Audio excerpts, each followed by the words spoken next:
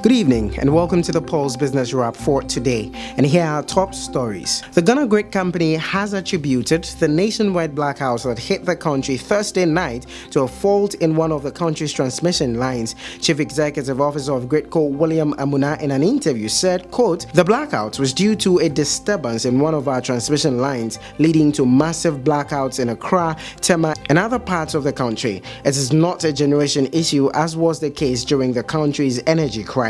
Unquote. In other news, global unemployment is expected to worsen over the next 2 years, according to the International Labour Organization, citing lagging growth in key emerging economies.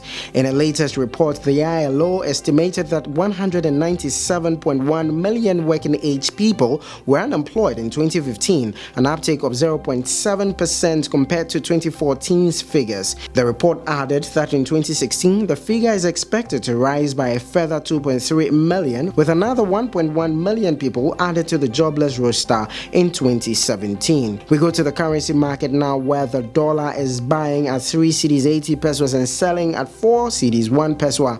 The pound sterling is buying at 5 cedis 51 pesos and selling at 5 cedis 71 pesos. The euro is buying at 4 cedis 15 pesos and selling at 4 cedis 45 pesos. To updates from the stock exchange today, Alwex Limited and Starwin Products Limited were the biggest losers of the day, dropping 1 peso to close at 9 pesos and 1 peso to close at 1 cedi 45 pesos respectively, whereas Benso Oil Palm Plantation Limited recorded the biggest gain, gaining 19 pesos to close at 3 Ghana cedis. And that's a wrap for business for us today. For more, log on to the website pulse.com.gh.